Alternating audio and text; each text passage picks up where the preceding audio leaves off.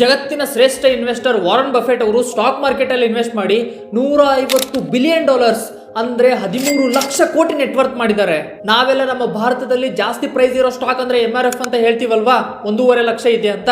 But ಇವ್ರ company Berkshire ಹ್ಯಾಥವೇ ಅಂತ ಇದೆ. ಇವ್ರ ಕಂಪನಿಯ ಒಂದು ಶೇರ್ ಪ್ರೈಸ್ ಎಷ್ಟು ಅಂತ ನಿಮಗೆ ಗೊತ್ತಾ?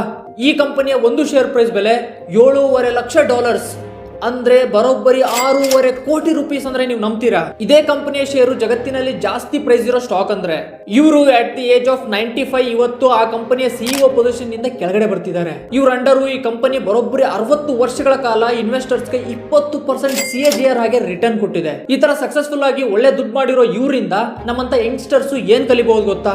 ಅವರಿಂದ ಕಲಿಬೇಕಾದಂತಹ ಮೊದಲನೇ ಒಂದು ಪಾಠ ಏನಂದ್ರೆ, ಇಂಟರ್ನೆಟ್ ಅಲ್ಲಿ ತುಂಬಾ ಜನ ಕಾಂಪೌಂಡಿಂಗ್ ಅಂದ್ರೆ ಮನಿ ಅಂತ ಅಷ್ಟೇ ಅನ್ಕೊಂಡಿದ್ದಾರೆ. ಅಂದ್ರೆ ನೀವು ಪ್ರತಿ ತಿಂಗಳು 15 ವರ್ಷಕ್ಕೆ ಇನ್ವೆಸ್ಟ್ ಮಾಡಿದ್ರೆ ನಿಮ್ಮ ಹತ್ರ 1 ಕೋಟಿ ಇರುತ್ತೆ ಅಂತ ಬರೀ ಮನಿ ರಿಲೇಟೆಡ್ ಕಾಂಪೌಂಡಿಂಗ್ ಹೇಳ್ತಾರೆ.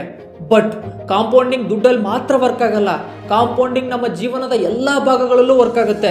ಬಿ ಇಟ್ ನಾಲೆಜ್ ಅಕ್ವೈರ್ ಆಗಿರ್ಬೋದು, ಹ್ಯಾಬಿಟ್ ಆಗಿರ್ಬೋದು, ಕ್ಯಾರೆಕ್ಟರ್ ಆಗಿರ್ಬೋದು, ಈವನ್ ರಿಲೇಶನ್ಶಿಪ್ ಅಲ್ಲೂ ಕೂಡ ಈ ಕಾಂಪೌಂಡಿಂಗ್ ವರ್ಕ್ ಆಗುತ್ತೆ. So choose right things to do on a daily basis. ಎರಡನೇ ಪಾಯಿಂಟ್ ಏನಂದ್ರೆ, ಇವ್ರು ಹೇಳ್ತಾರೆ ನಾವು ಜೀವನದಲ್ಲಿ ಏನಾದ್ರೂ ಹೊಸದನ್ನು ಕಲಿಬೇಕಂದ್ರೆ ಏಜ್ ಮ್ಯಾಟರ್ ಆಗದೇ ಇಲ್ಲ ಅಂತ ಹೇಳ್ತಾರೆ. ಯಾಕಂದ್ರೆ ಇವತ್ತು ಅಟ್ ದ ಏಜ್ ಆಫ್ 95 ಅವರು ಕೂಡ ಪ್ರತಿದಿನ 4 ರಿಂದ 5 ನ್ಯೂಸ್ ಪೇಪರ್ ನ ಓದ್ತಾರಂತೆ. ಇನ್ನು ಥರ್ಡ್ ಪಾಯಿಂಟ್, ಪರ್ಸನಲಿ ನನಗೇನ್ ಇಷ್ಟ ಆಗದಂದ್ರೆ, ವಾರನ್ ಬಫೆಟ್ ಅವರು ತಾವು ಮಾಡಿರೋ ತಪ್ಪನ್ನ ಓಪನ್ ಆಗಿ ಪಬ್ಲಿಕ್ ಅಲ್ಲಿ ಅಡ್ಮಿಟ್ ಮಾಡ್ಕೋತಾರೆ.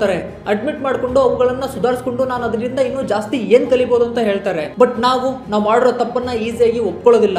ಇದರಿಂದ ನಮ್ಮ ಗ್ರೋತ್ ಕೂಡ ಅಷ್ಟು ಈಸಿಯಾಗಿ ಆಗದೇ ಇಲ್ಲ. ನಮ್ಮ ಗ್ರೋತ್ ಗೆ ಒಂದು ರಿಸ್ಟ್ರಿಕ್ಷನ್ ಬರುತ್ತೆ. ನಿಮಗೆ ವಾರನ್ ಬಫೆಟ್ ಅವ್ರ ಬಗ್ಗೆ ಏನ್ ಇಷ್ಟ ಆಗುತ್ತೆ ಅನ್ನೋದನ್ನ ಕಮೆಂಟ್ ಸೆಕ್ಷನ್ ಅಲ್ಲಿ ತಿಳಿಸಿ.